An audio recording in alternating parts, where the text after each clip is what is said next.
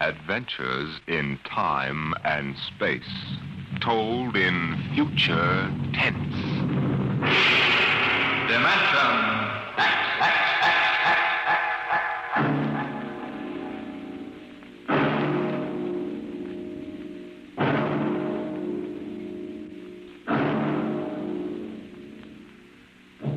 Can you predict the future? Can you tell what will come in 100 years?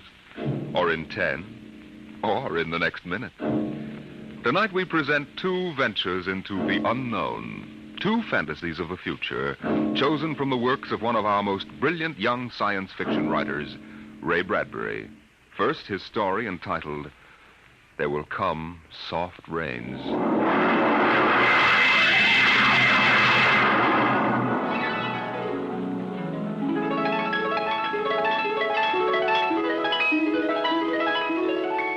The house was a good house, planned and built to be lived in the year 1980. The real estate agent had told them all about it. Now, this is the bedroom. Of course, it contains all the latest devices, self-warming blankets, and, there's a brand new feature. Beds, which make themselves. Now, if you'll just step this way through the library, we can see the latest in talking book recorders, self-building fireplace, self-cleaning robot dust disposal. Oh, these little mouse-like things come out of the wall and take away all the dirt. Now, over this way. There's a complete robot kitchen, of course. Just set the menu for the week and the stove does the rest. Then there's the automatic hydroponic garden, self-sprinkling fire protection. See, the house is fully automatic. Well, you could go away for a year and it would run itself.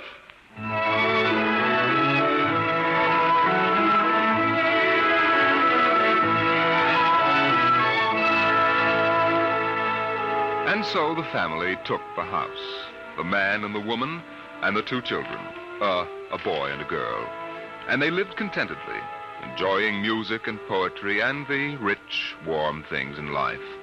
And the house fed them and slept them and entertained them. It made a good life for them. Until one day,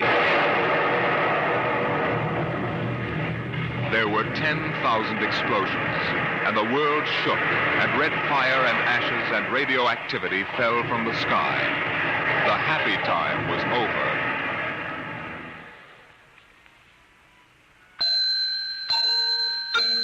Tick-tock, 7 o'clock.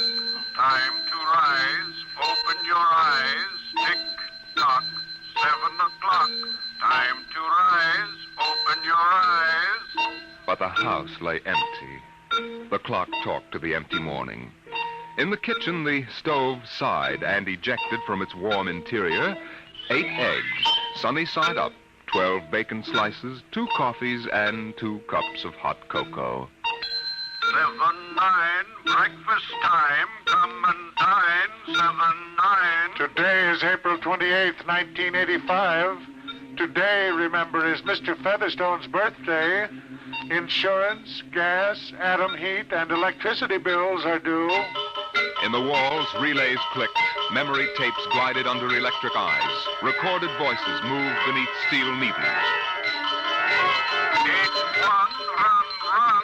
Off to school, off to work. Run, run. Tick-tock, 8 o'clock, 8 o'clock. But no doors slammed. No carpets took the quick tread of rubber heels. At 8:30, the eggs began to shrivel. An aluminum wedge scraped them into the sink. 9:15, time to clean. 9:15, time to clean. Out of the wall, hundreds of tiny mechanical mice darted. The rooms were acrawl with small cleaning animals, all rubber and metal. They sucked up the hidden dust and dirt and popped back into their burrows.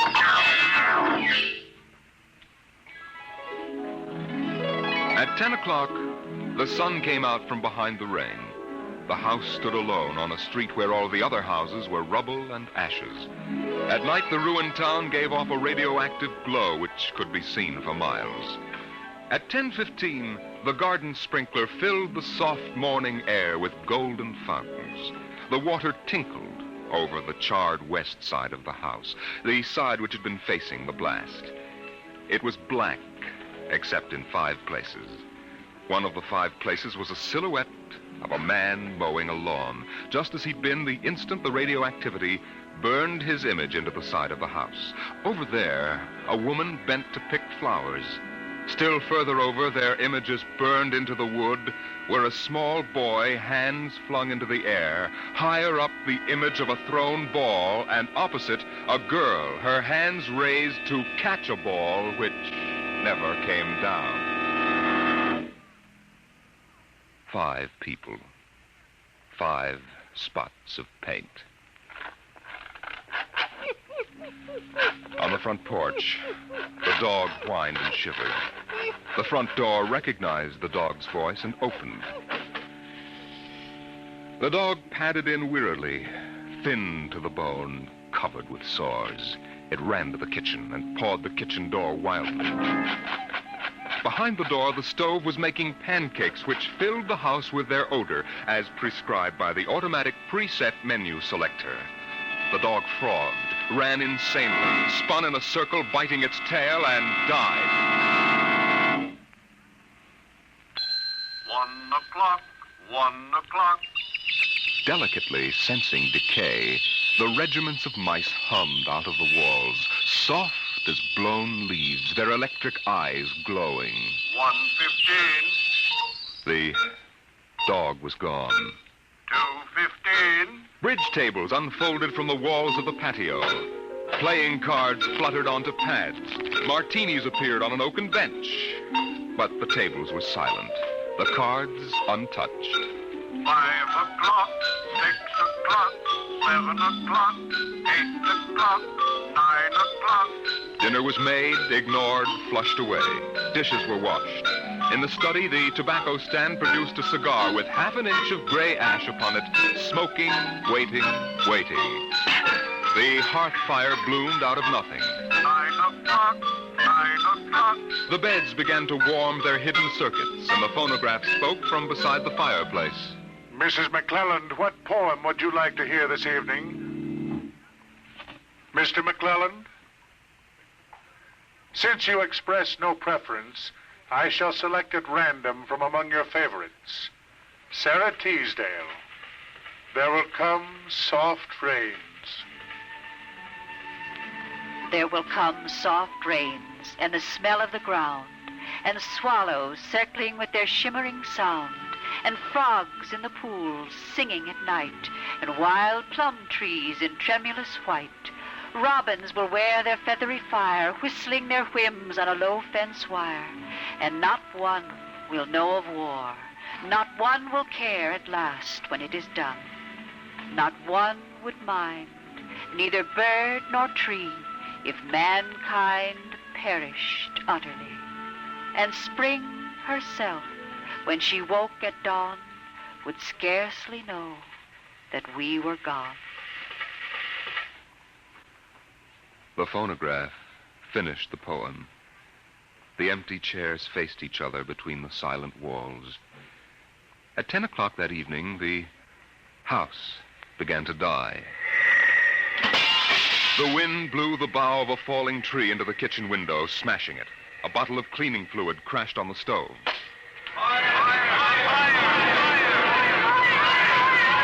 Water pumps shot down from the ceiling.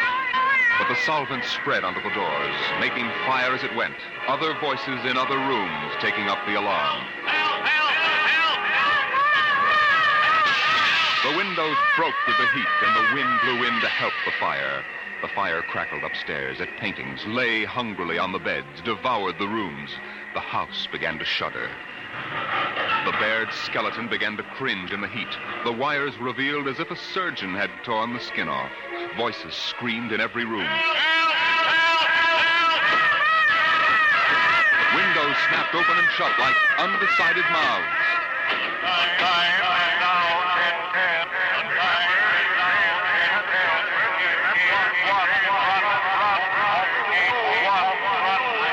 1,000 things were happening at once, like the interior of a clock shop at midnight.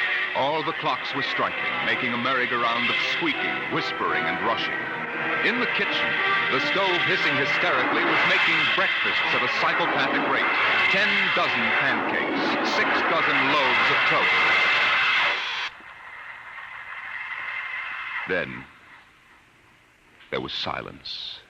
The film spools were burned out. The wires withered and the circuits cracked. Then the house began to breathe its last. The beams began to give at the foundations. Long cracks appeared in the concrete. The seams were burst from the heat. And finally, with a huge rumble, it crashed into dust and rubble.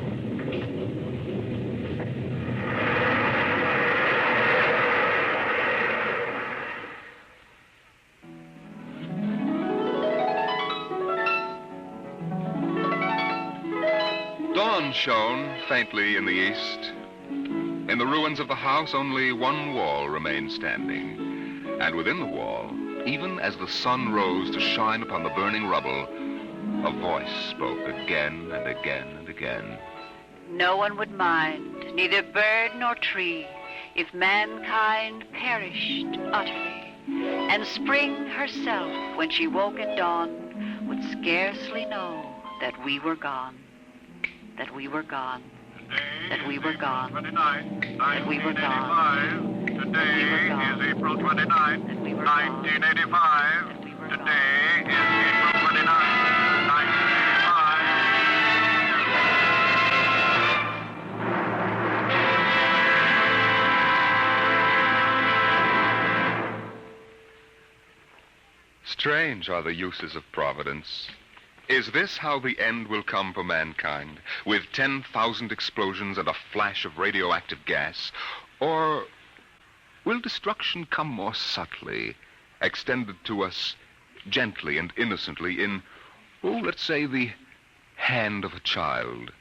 Who knows in what manner 0 hour may arrest the world we know?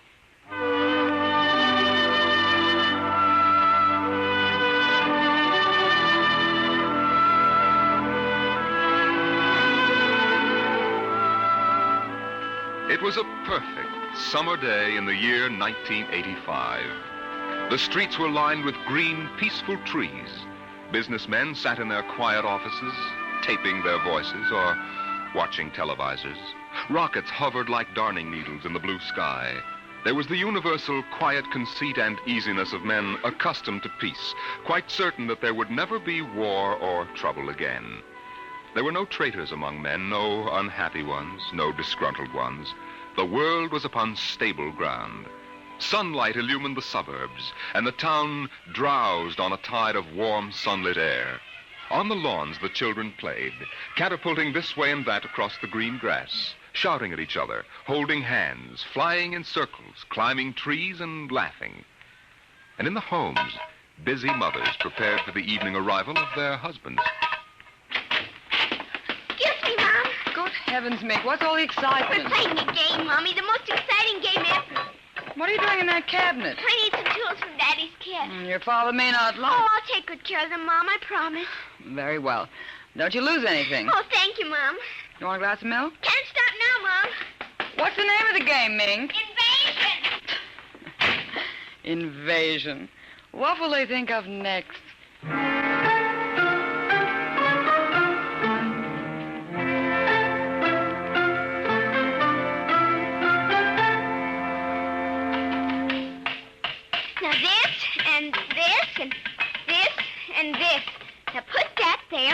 Bring that over here. Oh, no, you ninny. Now get back while I fix this. There, they want it this way, see? Here, just let me fix it. Oh, Mink, it's that smarty pants Joseph Connors. Don't let him play. He's 12 years old. Don't worry, I won't. What you playing, Mink? None of your business, smarty pants. I want to play. Can't.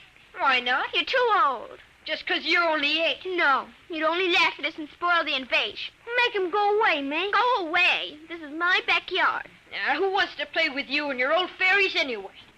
They aren't fairies. Nuts to you. I don't want to play anyway. Good riddance. I'm glad you didn't let him play, Mink. He'd only laugh. Now, we'd better talk to Drill and get some more instructions, Art. Now, here's your pad and pencil. Where is Drill? Drill? Hey, Drill. Drill? Well, he's in the rose bush, I think. I'll talk to him myself, and you write it down the pad. Okay. Drill? Drill? Okay. Drill wants you to write down triangle. What's a triangle? Never mind. Drill will tell us when he wants us to know. It helps the invasion. How do you spell it? Well, I'll ask Drill. Drill, how do you spell... Here's your mother, looking out the window. Mink? Yes, Mother? Who are you talking to? The rose bush, Mom. Only it's not really a rose bush. That's Drill. Who's Drill? He's planning the invasion. Oh, I see. Well, you better come in and clean up for supper. Your daddy will be home soon. In just a second, Mom. You got that, Art? See, now what? 4, 9, 7, and A, and B, and X, and a fork, and some string, and a hexagonal droopy. Come on, Mink. Supper's in 10 minutes. Okay, Mom, just a minute. I have to tell Drill. I wish we didn't have to eat, though. It holds up the invasion.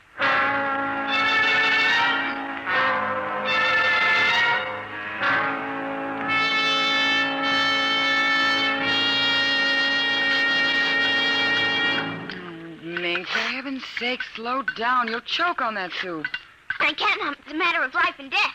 What's a matter of life and death? The invasion.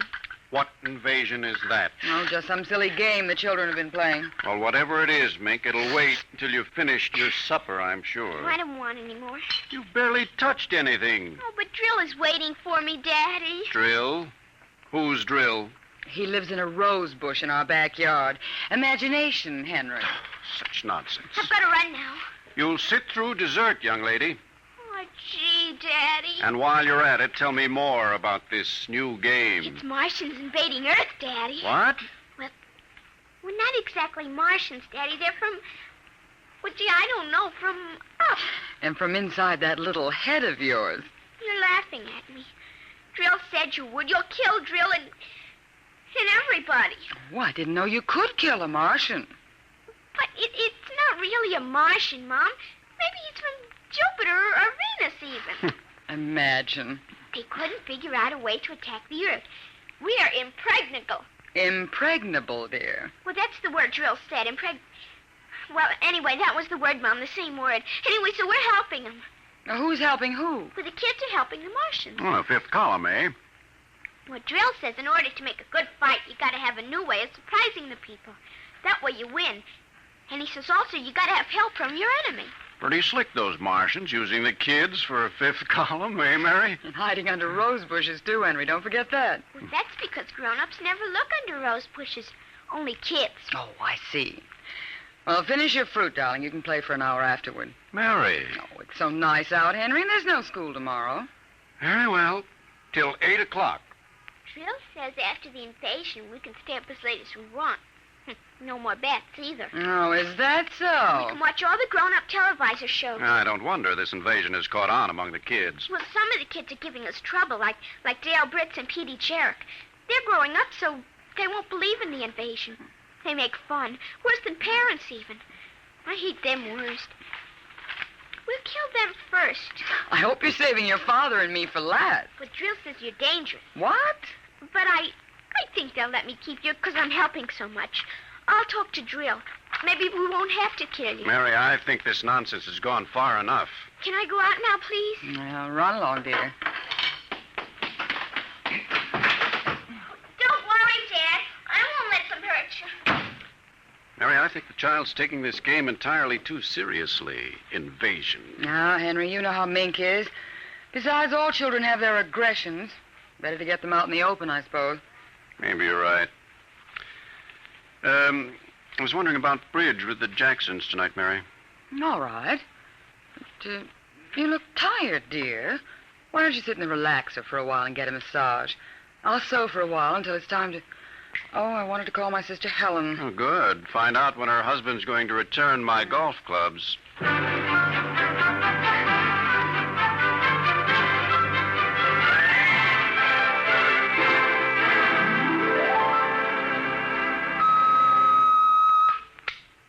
Televisor. Would you please connect me with Mrs. Helen Rogerson on Channel 72Z, Pittsburgh, Pennsylvania. What is your channel, please? 817X, New Rochelle, New York. Thank you. Just a moment. Go ahead. You can see your party now. Hello, Mary. How are things in New York? Fine, Helen. How are things in Pittsburgh? You look tired. Oh, I've been having a terrible time with the children. Sick? No, just underfoot. They've got a new game that's got me just about crazy. It's called Invasion. Did you say invasion? That's right. Well, isn't that strange? My Mink is playing it, too. My boy Tim is all involved with some imaginary fellow named Drill who's running the invasion. Must be a new password. Mink likes him, too. How do you suppose these games start? My backyard looks like a scrap drive. They've got every conceivable kind of mechanical gadget arranged out there. I talked to Josephine Schiller in Boston, and she says her kids are wild about it, too. It's sweeping the country. Remember when it was the Roomba? Please, dear, I'm not that old. Mommy! Oh, please, Minky, I'm on the televisor. Come on, see your Aunt Helen. Hello, Ming. Hi, Aunt Helen. Look what I've got. What is it, honey? Well, it's the yo-yo. Look when I unroll it. See? Well, Helen, look, it vanished. Where did it go? Into another dim... She means dimension. I say the darndest thing. My Timmy brought one home, too. I can't figure out how they work. Make it reappear, honey. There. See, it's easy. Oh, where'd you get it, dear? Jill gave it to me, Mom. Mink? Bye, Aunt Helen. Gotta run now. Mink, you come back here. I want to talk to you. Can't, Mom. 0 hours, 5 o'clock. Mink! Bye! Oh, I can't understand it. The child's never been so unruly. Helen, do you suppose that... What?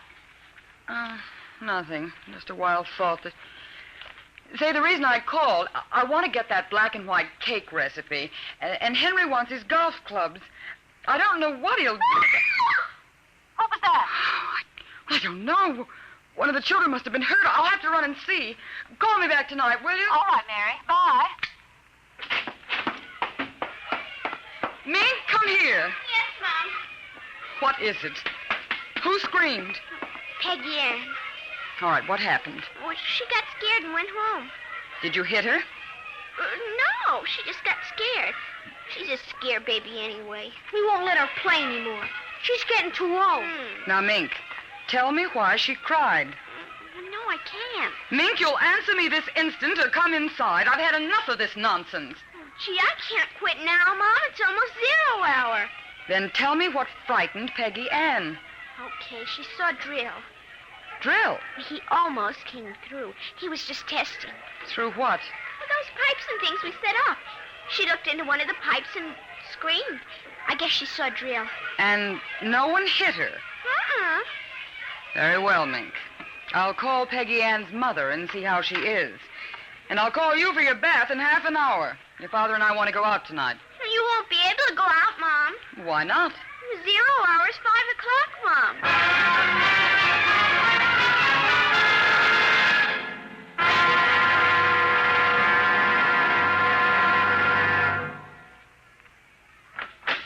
Hello, dear. Oh, you home already, Henry? Yes, I thought I'd relax a little before we went to theater. Where's the little one? Out back. Same game? Same game. They've got a stack of pipes and hammers and spoons a mile high out there. Children, why do we have them? Yeah, strange little creatures, aren't they? Even Mink, Henry. She's a part of us, and yet what do we really know about how she thinks and feels? Well, I didn't mean to start a philosophic discussion. Kids are such a queer mixture of love and hate, though. Even normal, healthy kids. They need you and they're dependent on you, and yet they resent that dependence. You sound like a child psychology course I once took. I wonder if they ever really forgive the whippings and the commands we have to give them sometimes. I wonder if we ever forgot them when we were children. Look, I'd like to discuss this with you, dear, but we do have a theater date, and it's almost 5 o'clock now. What's happened to the kids? They're so quiet. When children are quiet, you know there's some mischief. What's that sound? I don't know. Those kids aren't playing with anything electrical, are they? I'm sure they aren't. At least I Just don't... the same, I'd better go out and Henry. see. Tell them to put off the invasion. What? Mary, Don't get upset. It's just a game.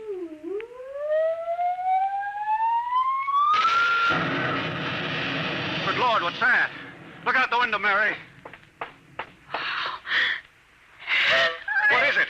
Where are the children? Mary, why are you shaking? What did you see? Henry, quick. Up to the attic. They aren't in the attic. Yes, the attic. Quick. Mary, come back here. Mary!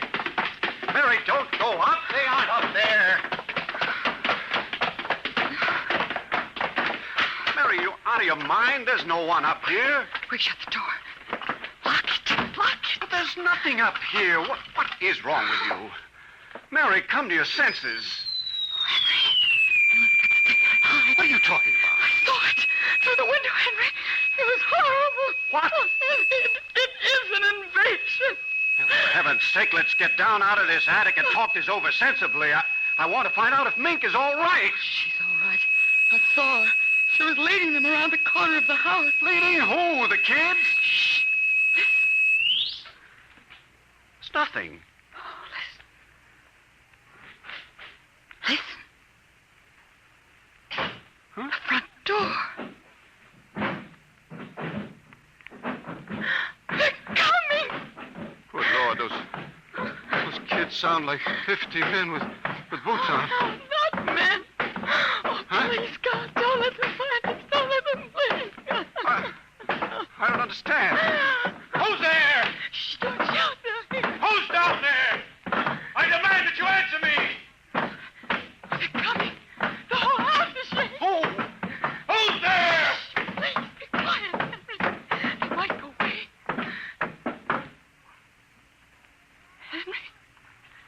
Henry. Mom? Dad? Are you in the attic? Henry, listen. It's Mink. Mink, we've got to save her. Henry, you don't understand. She's leading them. What? She's leading them. She's on their side. Oh, please, God, forgive them. The children on their side? Oh, she told us, but we wouldn't believe her. Henry, they're coming out!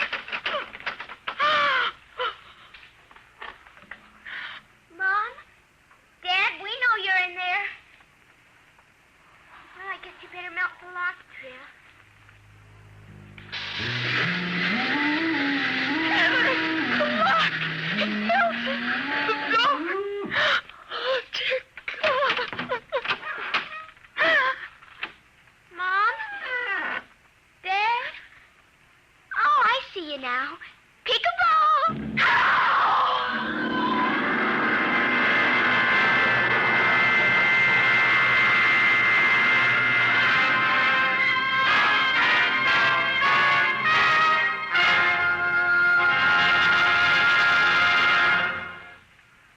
You have just heard another adventure into the unknown world of the future.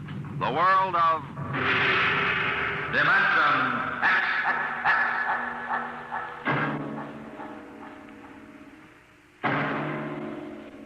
Next week, Destination Moon, a preview of the movie which is soon to have its world premiere in New York, telling the Robert Heinlein story of man's first trip to the moon.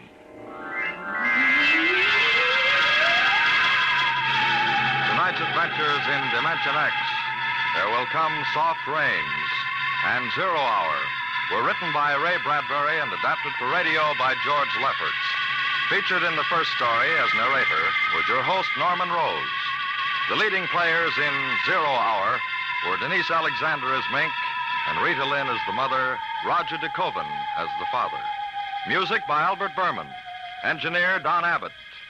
Dimension X is produced by Van Woodward and directed by Edward King. Robert Warren speaking.